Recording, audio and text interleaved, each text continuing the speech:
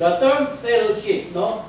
Therefore, if there is any consolation in Christ, in any comfort of love, if any fellowship of the Spirit, if any affection and mercy.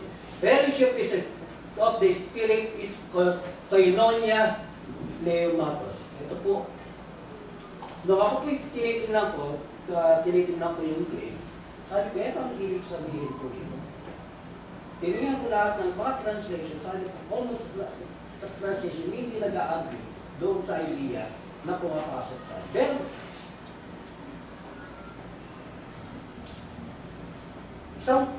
nag-iisa lang po ito na translation na tumugma po doon sa aking analysis doon sa Greek language. At bumasa po ako, tininan ko rin po yung commentary. That is, gumagamit po ako ng commentary na tinatawag na critical and exegetical commentary. Yung critical and exegetical commentary, sila po yung nagpapaliwanag ng mga translation, mga maling translation. No?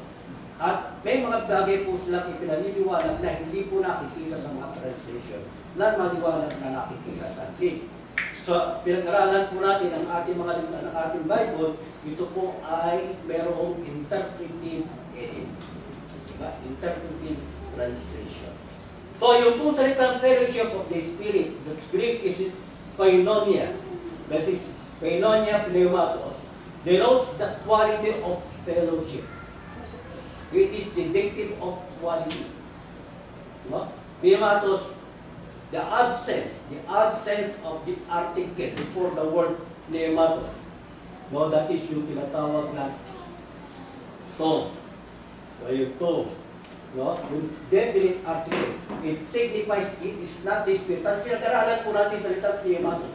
Pneumatos means wind, air, blowing of the air. Figuratively, mind, heart, spirit. Disposition. So dito po mapapansin po natin yung salitang koinonia, pneumatos, it is a dictive of quality. It is the spiritual fellowship. No? Kaya po nang binanggit po doon sa God's Word translation, they use the word spiritual relationship. So yung iba po, paborito po nila yung salitang tinatawag na fellowship of the Spirit or fellowship in the Spirit because they believe that our fellowship is by the indwelling of the Holy Spirit, which is not supported by the Spirit. So yung pong ating fellowship, yung ating tinatawag na pakikisama. Sa ating pakikisama, ano po na-i-involve sa pakikisama? Na-i-involve po yung exhortation, na-i-involve po yung encouragement, involve po yung comfort. So, mula po sa salitang consolation to comfort to fellowship. Then pumasok po doon sa higher word, that is the affection and mercy. So ito po yung climax. Affection in Greek is splaka. That is intensity. Kaya po yung loob ng katawan natin, no? Bitukan, baga, at yan po yung tinutukoy. Yan po yung binanggit doon sa aklat ng Acts chapter 1 verse 18 patungkol po kay Judas na siya ay magbinti at bumagsak sa lupa. So, sumabog yung kanyang laman loob. That is splaka. No? It is pronounced as splanka.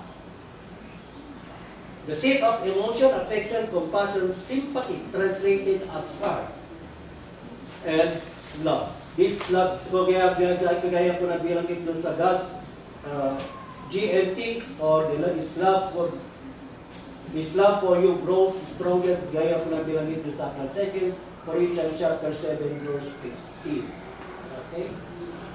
So yung mercy denotes the outward expression of or compassion. Gaya yung binabanggit doon sa aklat ng Colossians chapter 3 verse 12. Magalit po ang pagkakabanggit.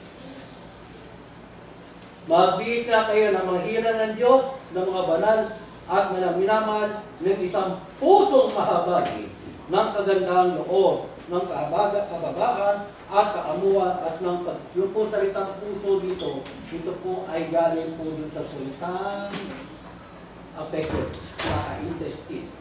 No? Yun po yun. Yun po yung tinatawag na expression. So yung affection po natin, from the heart,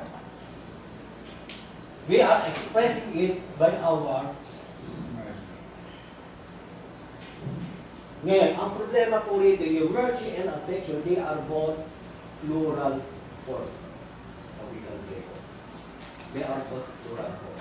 And they are considered as one idiomatic expression na kung saan ito po yung tinutukoy natin deepest mercy, mercies and affections na ipinagkakanaw po natin.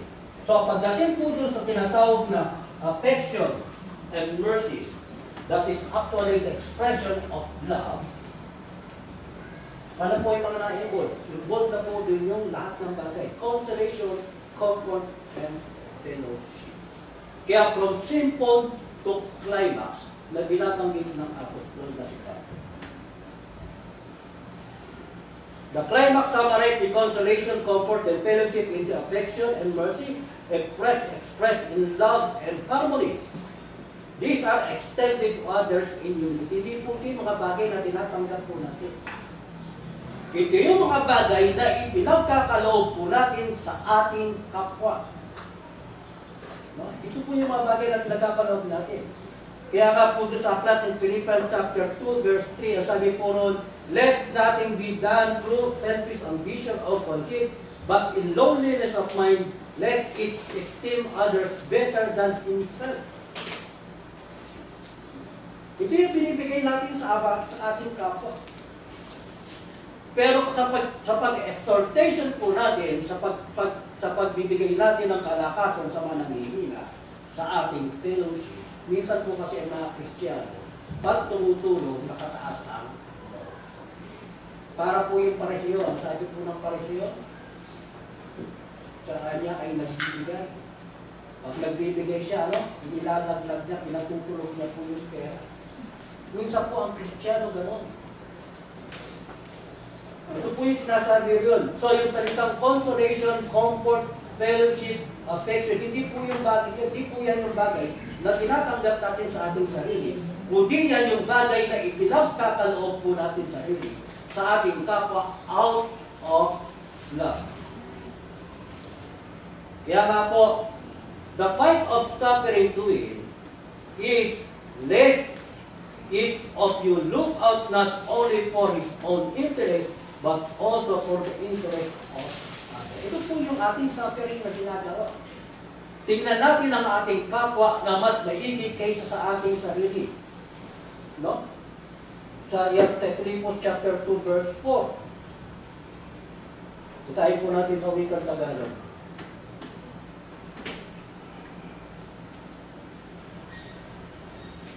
Sabi po ay ganito. Huwag tingnan ng bawat isa sa inyo ang kanyang sarili, kundi ang bawat isa naman ay sa iba't iba. Minsan po tayo tumutulong, pero may paninisi. Ikaw kasi Brad, ganito ka eh. Diba? Ikaw kasi Brad, ganito ka, ganyan ka, ganito ka. Tumutulong ka, pero ang bibig natin, nakakasakit na ng damdamin. Diba? Kaya sabi ko ng apostol si Pablo, huwag tingnan ng bawat isa sa inyo ang kanyang sarili, kundi ang bawat siya naman ay sa iba't. Kapag nagbibigay tayo ng consolation, kapag nagbibigay tayo ng comfort, kapag nagbibigay tayo ng fellowship, so tinitingnan po natin ang kapakanan ng ating kapwa. Hindi natin itinataas ang ating sarili. So ito po yung ating suffering. Ito po yung sinabi ng ako ng ating Panginoon Kristo, here is cross and follow me. Here is cross and follow me. Ano po tumutukoy? Tumutukoy po sa ating ego. At yung ego po ang pinakamahirap bitiwan. Naniniwala po kayo? Yung ego ang pinakamahirap bitiwan sa panahon natin ngayon. Maski po sa mga mangaral, sa mga Kristiyano, hindi ka maaaring tumulong ng buong puso kung hindi natin ibababa ang ating ego. Ito po yung ating suffering sa harap ng ating Panginoon sa Kristo.